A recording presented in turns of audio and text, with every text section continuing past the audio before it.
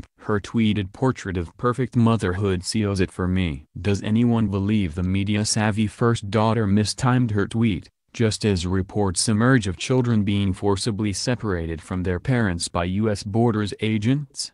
I'm generally a big believer in Hanlon's razor, the idea that you should never ascribe to malice that which can be explained by stupidity. But I'd like to put forward a slightly different theorem to help explain these Trumpian times. Ivanka's razor. The principle that, when it comes to Ivanka Trump, you should never ascribe to stupidity or ignorance that which can be explained by malice.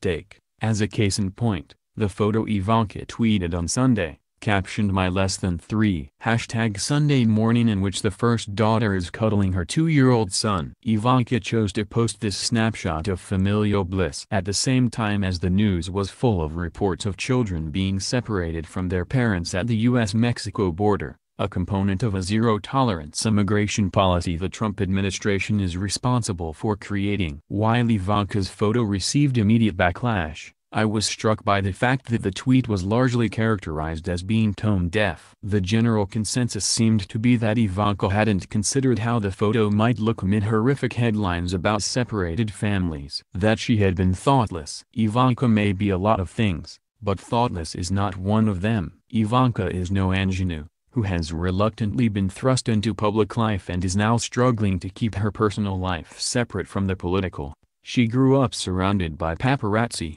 She is nothing if not media savvy. What's more, despite memorably saying she tries to stay out of politics, she has enthusiastically thrown herself into her unelected role in the White House and is an integral part of the administration. Indeed, both she and her husband Jared Kushner received full security clearance earlier this month. She is not passively complicit in the Trump administration's policies, she is an active architect. So, when Ivanka tweeted that photo on Sunday, I don't think it was a gaffe. I think she knew exactly what she was doing, which was playing to Trump's specific base, reminding them that it's white families like hers, like theirs, who are important, not the brown families who Trump is breaking up, using the image of herself as a loving mother to provide a human face to Trump's inhumane administration. Ivanka is an important complement to Trump's messaging. He does all the crass dehumanization of immigrants, lumping them together with the gang MS-13 and calling them dangerous animals the U.S. needs to protect itself from.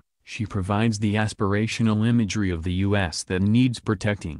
The events of this past weekend have served to bolster my long-standing belief that Ivanka is the most odious of all the Trumps. While the entire family is morally bankrupt, at least the rest of the clan don't pretend they are anything other than greedy narcissists. Her slimy brothers certainly make no attempt to appeal to liberals. Ivanka, however, seems intent on keeping up the charade that she is some sort of champion of women and families. It is becoming increasingly obvious, however, that the only family Ivanka cares about is her own, and the only woman she has any interest in empowering is herself.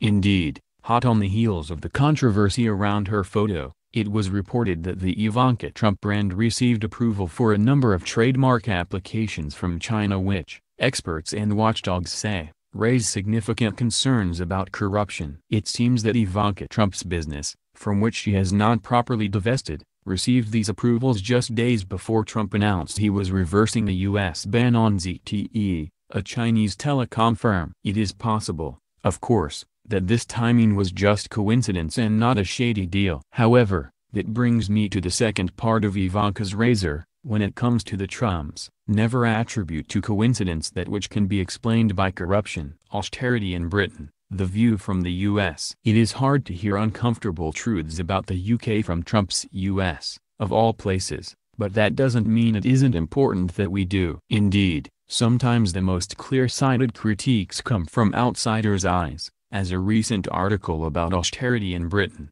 published by the New York Times, demonstrates.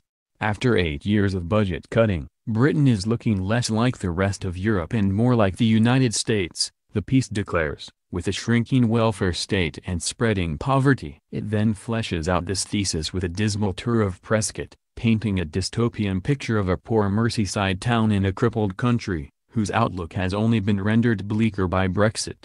Funnily enough, the New York Times' perspective wasn't much appreciated by the Brexit-loving spectator, whose editor once suggested that austerity benefits poor people. Within a matter of hours of the piece going live, The Spectator published an indignant fact-check and repost. It's safe to say the New York Times doesn't take a particularly fond view of Britain these days, The Spectator sneered. It then went on to try and discredit the article by quibbling with the least important aspects of it. One of their gotchas, for example, was the fact that the U.S. paper had said that Prescott's old library building had been turned into a luxury home, but hadn't mentioned that the town does still have a library. What The Spectator did not choose to fact-check, however, was the litany of damning statistics included in the article. Take, for example, the fact that national support for libraries has fallen by nearly a third and the number of elderly people getting government care has fallen by roughly a quarter. Presumably The Spectator chose not to examine these statistics too thoroughly because they know them to be true. Ahead of her time. Advertisement. Time for some feel-good news, don't you think? So please meet 71-year-old Anne Bruinuge, who recently completed her quest to do a headstand in all 50 U.S. states. Bruinuge has been traveling around the U.S. for the last decade, doing headstands in every state she visits. Last week she ticked off her final state with a headstand in Alaska. Endearingly, these geographical gymnastics weren't an attempt to get her name in the record books or